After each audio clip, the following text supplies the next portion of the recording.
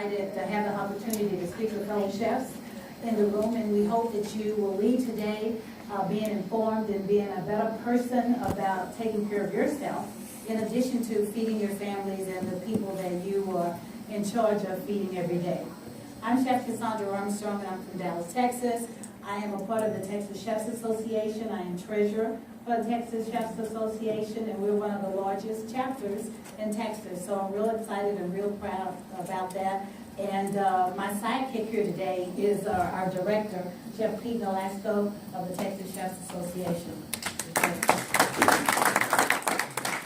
I also want to introduce you to my co-presenter, Chef Dwight Evans. He is a local here in Chicago.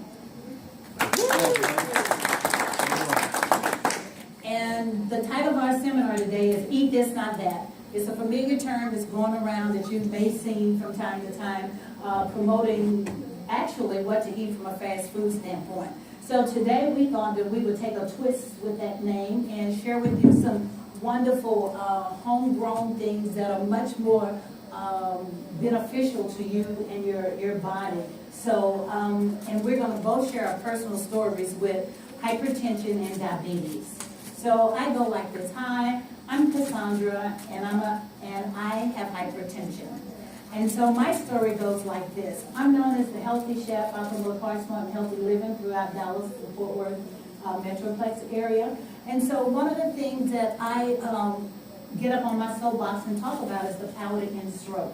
So I want to take a little survey of the room. Anybody in the room hypertensive besides me? Okay. Okay, and Dwight's going to pick on that other part in just a minute, that diabetic part. So, June 2013, I was on my way to a catering event and just arrived, just unloaded the vehicle, walked into the room, we were setting up the room, and I forgot the lighter to light the sternos. Key number one, always make sure you have all your equipment and the things you need. So I stepped outside a dark place, it was in a dark room, stepped outside until the light, the sun was setting, so it was kind of bright. And I asked some gentlemen that were standing out there, you know, they're standing outside the room, so you're thinking they're out there smoking, right? So, but they weren't. No one had a light. So I came back into the room and I actually made 4 steps. 1, 2, 3, 4, and fell over a table. And so as I fell over the table, banged up my shins really bad, flipped, hit the back of my head, and I laid there. And I asked myself, seriously, are you going to lay on this floor and call the paramedics, or are you going to get up and finish this party? The guests haven't arrived, and we were just getting there. We've probably been there 30 minutes. And so I had to make a decision to get up. You know, I'm the leader of the bunch, and so the buck stops with me. And so I can't ask people to do things that I'm not willing to do. So I got up off the floor and commenced to finishing the event. Someone in the room gave me some Darvocet, 500 milligrams, and I took it, and I call those good drugs, you know. And so I was able to get through the event. And later that night as I was driving home, I felt a little woozy, but I thought it was the medication. And so got home, made it there okay, and I woke up the next morning, going about my business, cleaning up from what we had left over, and I noticed as I picked up things, I couldn't pick it up. My grip wasn't good, and I just thought, oh wee, I'm just a little woozy. Those drugs are still in me. And so I heard the Holy Spirit speaking to me and say, you know what, you better check it out. And in my mind, I thought, oh, you know, just because I have to sue them for having a table in the wrong place in the doorway, you know. So I go to the hospital, and as they call me into the emergency room, they said this was the first cue, and I didn't know it at the time. The lady taking my vitals, her eyes never met mine. They stayed at the table while she was writing in the blood pressure monitor. A team of 2 people came into the room and they said, is she ready? And the lady, the other nurse said, yes. So it was 3 of them at this time. We walk into a room, I'm in a room, there were 3 other people that followed us. So now it's a room full of doctors, you know, and you're thinking, oh, you know, the word, what have I done now? So as they were making small talk, kind of small talk, well, how you doing? You know, your pain level, what is it on a scale of 1 to 10? I said, really 15, because my shins are killing me. And doctor, as she was beginning to ask another question, this other doctor said, Miss Armstrong, your blood pressure is 223 over 122. Sit down. Exactly. And I thought, OMG. I'm a national ambassador for American Heart Association, palate and stroke. You would think I know better, right? So here I am thinking, okay, I'm really in trouble now. So I said, well, what we're going to do, we're going to give you a pill, put up on your tongue, try to get your blood pressure down. If it's not down in about an hour, we're going to give you intravenously to try to get it down. So as I lay there, I'm thinking, oh my God, 200, anything over 200 is stroke level. And I'm just like really freaking out. So about an hour later, they come back into the room and it still wasn't down. And so they had to put an IV in my arm. And I lay there listening to elevator music and thinking, oh my God, oh my God. You know, and probably the worry kept it up as well. So they finally released me to go home when my blood pressure was 159 over 90. Still high, you think, huh? So he said, go home, lay down, don't do anything for 2 weeks. Can you imagine? We're in the business. Can you afford to be off your job 2 weeks? Can you afford to just not be in the kitchen, you know, a day? So I thought, oh, I'm going to be all right. So, you know, as I lay there in the bed, I'm looking up at the ceiling, and I see the air conditioning vent has a little dust in it. And I decided to take it down and put a fresh filter in it. So I have this octagon table in my bedroom, which I've stood on many times to change this filter. But the glass, the center was glass.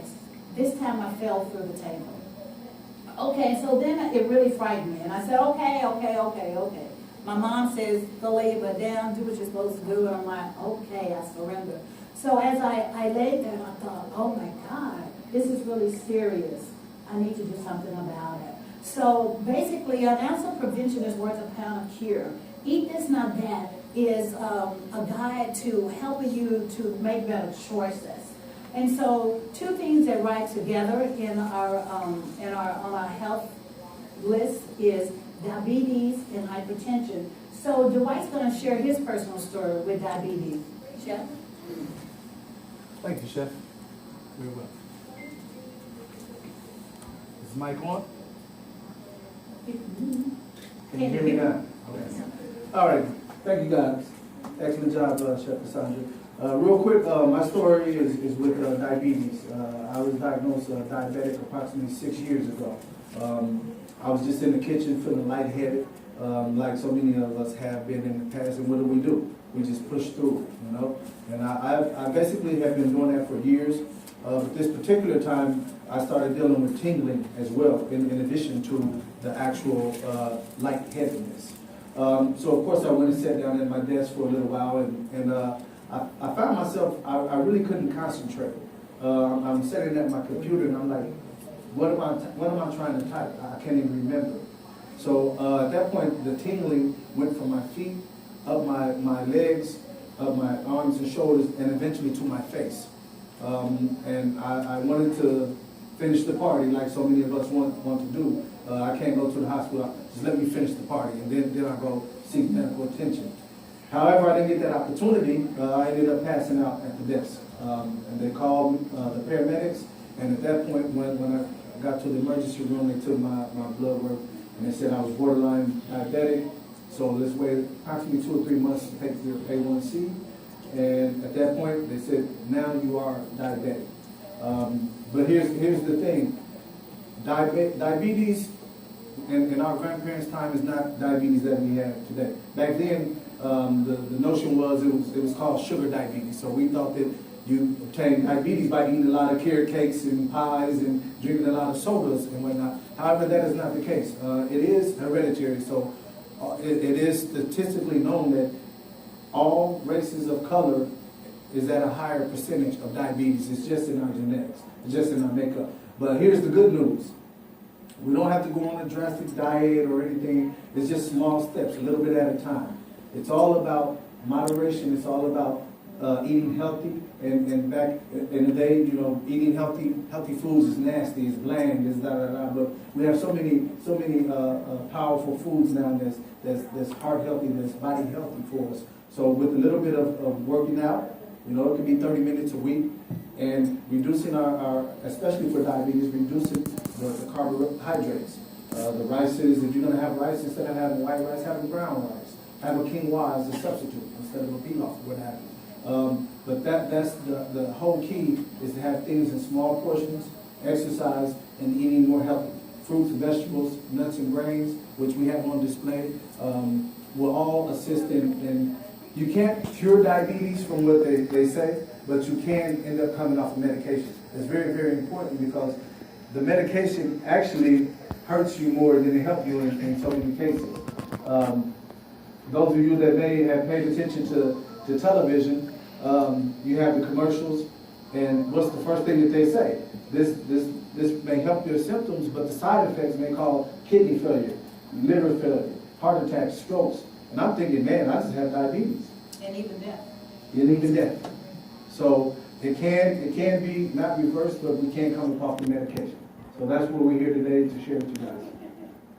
Okay? Sorry. So you did the diagnosis. So here are the facts. In the United States, there are 600,000 people that die of heart disease every year, according to the Center for Disease Control. And about 2.9 million Americans, or 9.3 million Americans, 9.3% of the populations are diabetic. Anybody in the room diabetic? Mm-hmm. Anybody in the room diabetic and hypertensive? Mm-hmm. Mm-hmm. So, we hear people every day that are chefs in the kitchen every day, not to mention our own loved ones, that suffer with these common diseases. But these diseases are taking us out in record numbers. Wouldn't you agree? Next, chef. So it's very important that we read the labels, and we are taught that in nutrition as we continue in our culinary education. But the most important part of that is being able to understand and know or look at, not necessarily just reading the ingredients, but looking at the sugar and the salt levels in it. Next, chef. So, why is sodium so bad for us? Of course, too much sodium in our system causes our body to retain water. And if you have hypertension, sometimes the doctor would describe giving you a water pill to help you to drain the water off of you. And so, with having so much water in your system, it also leads to one thing begot one thing and begot something else. It also leads to kidney problems and kidney failure. That's why you see so many kidney dialysis centers popping up. So you got to understand that with modern medicine, it's not only a racket, I'm going to call it, because they're making money at our expense. They're testing at our expense. And so we want to make sure that as we go through our day-to-day lives, here's a quick question. Anybody want to live to be 100? Couple of us? Yes, yes, yes. Anybody remember George Burns? I'm showing my age here. Yes, yes. You know how old he was when he died? He was 100. Wouldn't we all like to live to be 100? Anybody know what he died of? I think I heard it. Old age. Heart just gave out. Wouldn't we be so lucky that our heart just gives out? So it's really, really important. This may lead to high blood pressure. Okay, having less sodium in your diet may also help you to lower your blood pressure. So the key is, in eating this and not that, is the key that there is sodium in everything that we eat, particularly in prepared foods. So we want to watch that. I was talking downstairs, we were prepping, and I think I surprised some people. Did you know there's salt in this water? This is the cheapest water that's on the market, the Sun. And it says in the list of ingredients, talk about reading labels, that it says sodium, 0 mgs. Okay, but as you read the list down here, it says purified water, magnesium, and sodium. And then it says not a reliable amount of sodium, but you know, we are encouraged to drink water, at least 8 ounces of water every hour. And so if you drink 8 ounces of water every hour, you're drinking that salt too. So do you know how much our daily allowance of sodium is? Our daily allowance of sodium is 2,400 milligrams a day. Do you know how much that is in measuring terms? Anybody? A teaspoon, about this much, all day. All day. And generally, when I do this session, I pass out little baguettes of the white stuff. And I don't mean the powder either. And so it's sodium. And so that's how much sodium we ought to use on a daily basis. And so if you carry this around and you have this, and then you have some of that, or you have any other thing in while you're cooking, we're all adding sodium to it. Ideally, they want us to aim to eat a low sodium diet, so they want us to aim for 1,500 milligrams a day. And so by doing that, significantly reduces our blood pressure and the risk of heart attack and stroke, not to mention getting diabetes. Okay, so what are sources of sodium? You guys know this. MSG is one. It's in mostly everything that we cook with that is prepared. So you want to look for things that does not have that in there. In addition to, have you noticed that it's in your baking powder? Okay, I have a problem saying this word, so don't laugh at me. Aluminum. And so you want to get aluminum. You want to get aluminum. Free baking powder. No, you want to get aluminum-free baking powder. I'm sorry. And so, with your baking, and then there are other ingredients, things that we have a problem pronouncing. That's also in our foods that we prepare. Next, chef. Okay, so over-the-counter prescription medicine also contains a lot of sodium. Talk to your healthcare provider and look for ways. And I have to say this: 9 times out of 10, they're not going to tell you that is sodium in there because they're trying to cure your symptom. So you want to make sure and ask the questions, how much sodium does this have? And Google is your best educator these days, so not only take their word for it, but look it up. Look it up, be aware. Also, what foods should we limit? Of course, here are some of the salty 6 foods: breads, cold cuts. We love our cold cuts, right? Not to mention the fat in that pizza. Anybody had the deep dish pizza since we've been here? Chef, did you have yours? Okay. Anybody else? So, but pizza. Loaded. Any prepared soups and then some sandwiches. Other foods that are hidden sodium products: cheeses, buttermilk, butter. I'm going to suggest, I like cooking with butter, but you want to reach for the no salt butter. Because just think, if you're adding salt to your product, you're cooking with butter, that has salt in it, you're adding soy sauce with salt in it, and as you continue to put this together, we're overloaded with salt. And we have to retrain our taste buds to deflect the fact that we don't have enough sodium in what we're preparing. Okay, and of course the condiments and other things that we're familiar with. Next slide. How I cook for less salt and add more flavor? Herbs. The key is to be able to change your taste bud controls your mind, and your mind controls your body. And so there are ways that we use spices that helps to hide the fact that it doesn't have enough salt, because your mindset says, oh, I think it needs a little more salt. But by using herbs will kind of, let's see, how can I explain it? Erase the fact that you're concentrating on the salt, but the other product is in there, and your mind is like, what is that? What is that? So herbs and things. Okay, eating out is another way. You can tell that people who eat out a lot, in addition to having fast foods, are the ones that are mostly overweight, because it's the hidden things that are in foods that we're unaware of, both sugar and fat. All right, next slide. Okay, so now we want to talk about sugar and why it's so bad for you. Then we're going to come back and talk about 15 foods that are superfoods that cure. Chef? All righty. So, sugar is bad. We all know that sugar is bad. To disturb the reasons why sugars contain no essential nutrients and it's bad for your teeth. I don't know about you guys, but I love to smile, so I that's something that's important to me. So I definitely want to control the sugar intake, for that matter, as well as other matters. Added sugar is high in fructose, which can overload your liver. Once the liver is gone, the liver is gone. There's really no repairing that, no coming back from that. Sugar can also cause insulin resistance, stepping stone towards metabolic syndrome, and diabetes.